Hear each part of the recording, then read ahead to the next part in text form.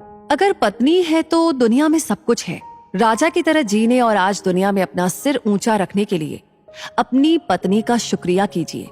आपकी सुविधा असुविधा आपके बिना कारण के क्रोध को संभालती है, तुम्हारे सुख से सुखी है और तुम्हारे दुख से दुखी है। आप रविवार को देर से बिस्तर पर रहते हैं, लेकिन इसका कोई रविवार या त्योहार नहीं होता है। चाय लाओ, पानी लाओ, खाना लाओ, ये ऐसा है और वो वैसा है, कब अकल आएगी तुम्हें, ऐसे ताने मारते हैं। उसके पास बुद्धि है और केवल उसी की वजह से तो आप जीवित हैं, वरना दुनिया में आपको कोई भी नहीं पूछेगा। अब जरा इस स्थिति को सिर्फ कल्पना करें। एक दिन पत्नी अचानक रात को गुजर जाती है। घर में रोने की आवाज आ रही है। पत्नी का अंतिम दर्शन चल रहा था।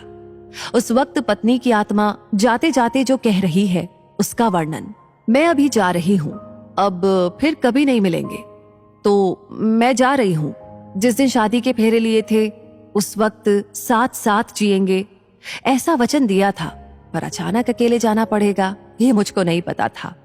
मुझे जाने दो, अपने आंगन में अपना शरीर छोड़कर जा रही हूं। बहुत दर्द हो रहा है मुझे, लेकिन मैं मजबूर हूं। अब मैं जा रही हूं, मेरा मन नहीं मान रहा, पर अब मैं कुछ नहीं कर सकती। मुझे जाने दो। बेटा और बहू रो रहे हैं, देखिए, मैं ऐसा नहीं देख सकती और उनको दिलासा भी नहीं दे सकती हूँ। पोता बा बा कर रहा है, उसे शांत करो।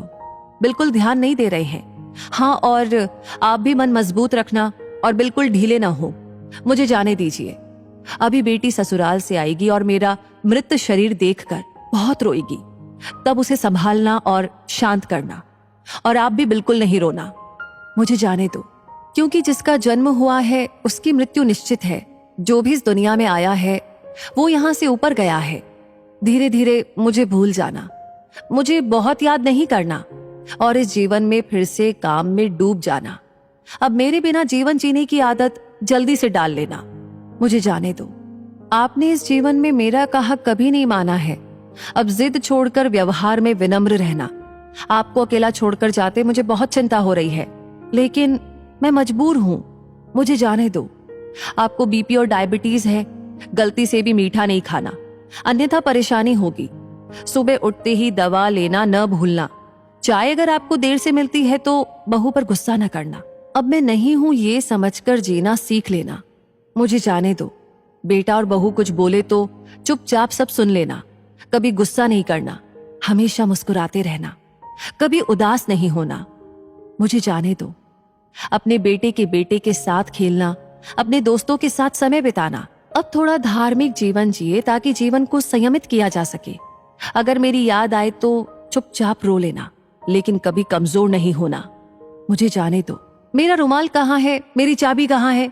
अब ऐसे चिल्लाना नहीं। सब कुछ ध्यान से रखने और याद रखने की आदत डालिए। सुबह और शाम नियमित रूप से दवा ले लेना। अगर बहू भूल जाए तो सामने से याद कर लेना। जो भी खाने को मिले प्यार से खा लेना और गुस्सा नहीं करना। मेरी अनुपस्थिति खलेगी पर कमजोर नहीं होना। मुझे जाने दो। बुढ़ापे की छड़ी भूलना नहीं और धीरे धीरे से चलना। यदि बीमार हो गए और बिस्तर में लेट गए तो किसी को भी सेवा करना पसंद नहीं आएगा। मुझे जाने दो। शाम को बिस्तर पर जाने से पहले 1 लोटा पानी मांग लेना। प्यास लगे तभी पानी पी लेना। अगर आपको रात को उठना पड़े तो अंधेरे में कुछ लगे नहीं, उसका ध्यान रखना। मुझे जाने दो। शादी के बाद हम बहुत प्यार से साथ रहे, परिवार में फूल जैसे बच्चे दिए। अब उस फूलों की सुगंध मुझे नहीं मिलेगी। मुझे जाने दो। उठो, सुबह हो गई। अब ऐसा कोई नहीं कहेगा। अब अपने आप उठने की आदत डाल लेना। किसी की प्रतीक्षा नहीं करना। मुझे जाने दो। और हाँ, एक बात तुमसे छिपाई है, मुझे माफ कर देना। आपको बिना बताए बाजू की पोस्ट ऑफिस में बचत खाता खुलवाकर 14 लाख रुपए जमा किए हैं। मेरी दादी ने सिखाया था, 1-1 रुपया जमा करके कोने में रख दिया।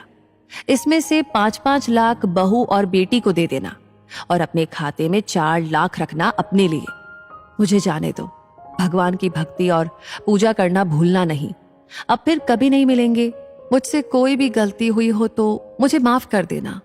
मुझे जाने दो। मुझे जाने दो। इस कहानी के बारे में आप क्या कहना चाहते हैं? क्या महसूस कर रहे हैं? क्या रिलेट कर रहे हैं? क्या मानते हैं? क्या सोचते हैं?